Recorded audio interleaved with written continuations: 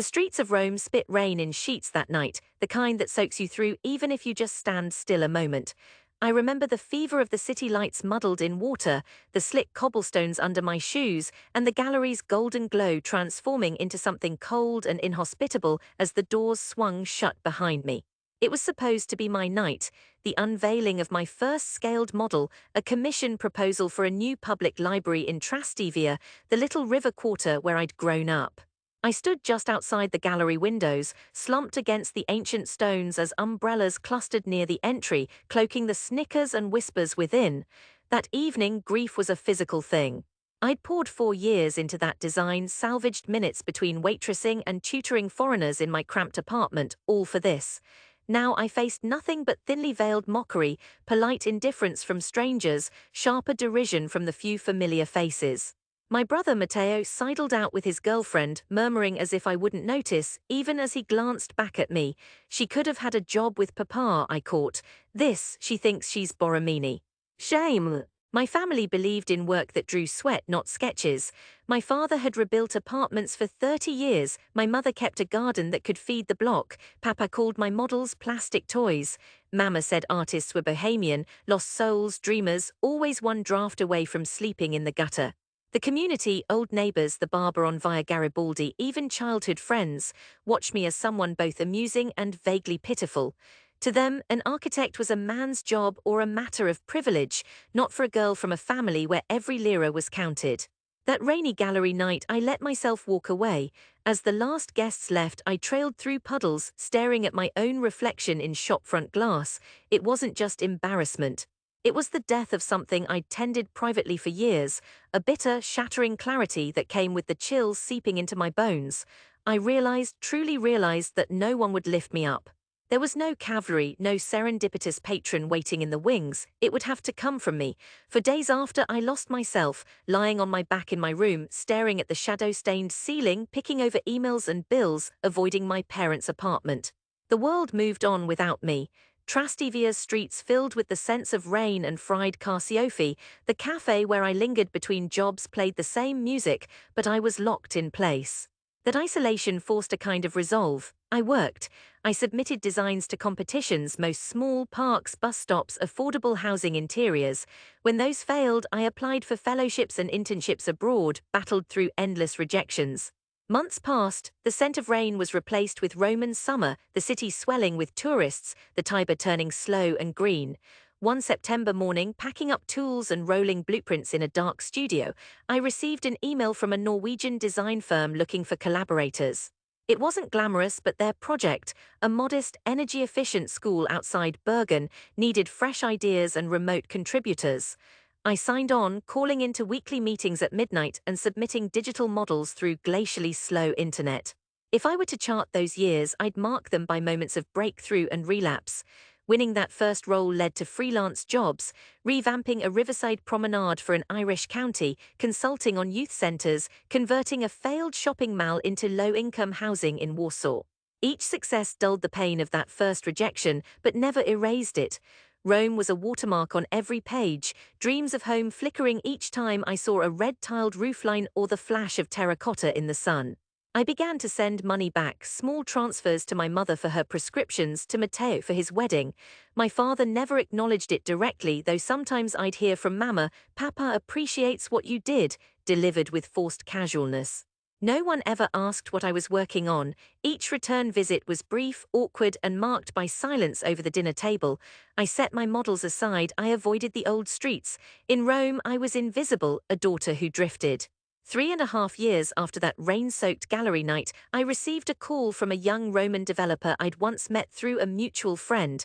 He'd seen my work abroad, his idea: transform the shell of an abandoned textile factory in Testaccio near the river into a public library and community space.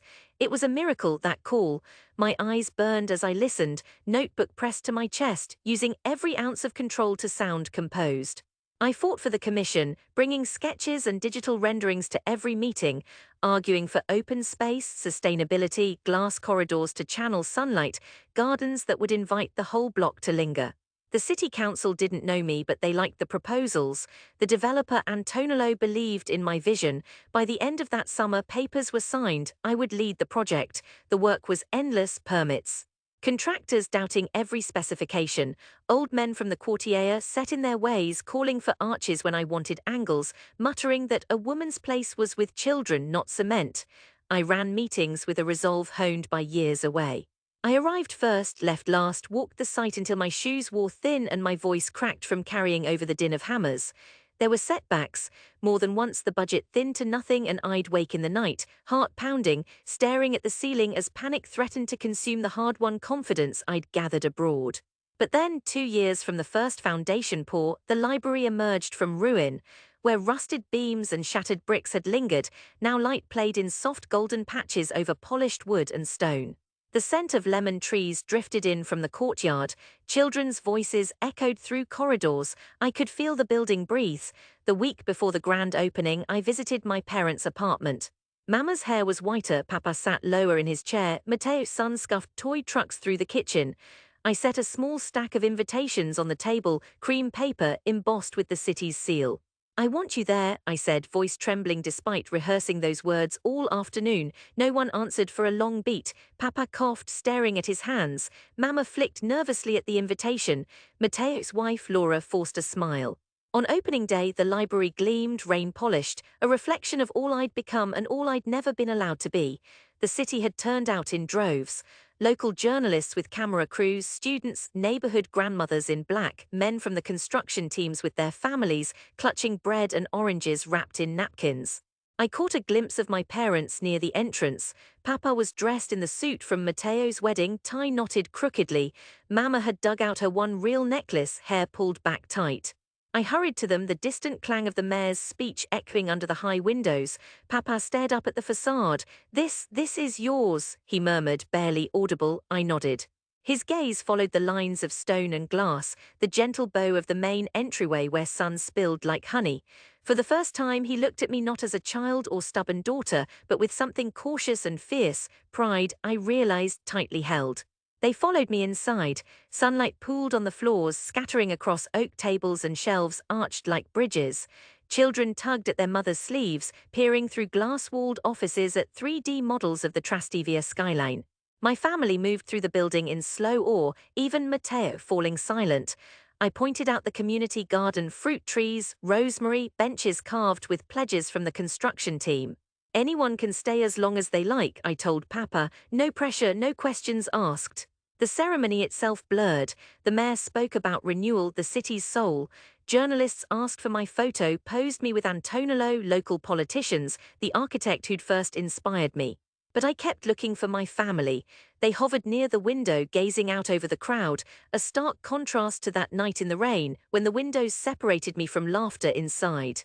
Late in the afternoon, most guests gone, I wandered into the reading room. Matteo stood there, hands stuffed in his jacket, sun perched on the window ledge. He caught my eye, then gestured at the colored glass mosaic over the entry, a map of the Tiber, winding its slow way through concentric city circles. "You made all this," he said, voice low. I nodded. He shook his head, half laughing, half amazed. "We were wrong," he said. "About you, about the work, I'm sorry." His words were raw, without pretense. "But you did it. Everyone will know your name now. Papa, he keeps talking about the doorway, how the light never falls the same way twice." Emotion rose up in me, grief and clarity commingling as before, but softer now. "It was never about being known," I replied. "I just needed to show that dreams aren't ridiculous, that they make something real." Outside, the rain started again, tapping on glass. I leaned into it, letting the rhythm steady me. Mama slipped in, holding my hand with trembling fingers. "People talk, you know," she whispered. "Now they say, 'Did you see the new library? Who built it?' And I say, 'My daughter.'" As the sun fell behind the roofs of Testaccio and the city shimmered with post-storm gold, I felt myself return, not only to Rome, my city, but to a self that had almost drowned on that long-ago night outside the gallery. I was seen, not only by strangers in suits or faces in the crowd, but by those who mattered most, the very ones who doubted me. Later, as my family prepared to leave, Papa lingered at the entrance, one hand brushing the smooth limestone. He turned to me, eyes misted. "You built something that lasts," he said. "That's work a father can believe in." I walked them out into the fresh rain, feeling every drop on my skin as a benediction. The library's lights glowed behind us, golden and persistent in the gathering twilight. I found myself smiling, not with triumph but with recognition. The journey through rejection and loss had clarified me. My dream, born in grief and shaped by struggle, now stood for all to see, a real place, a home returned.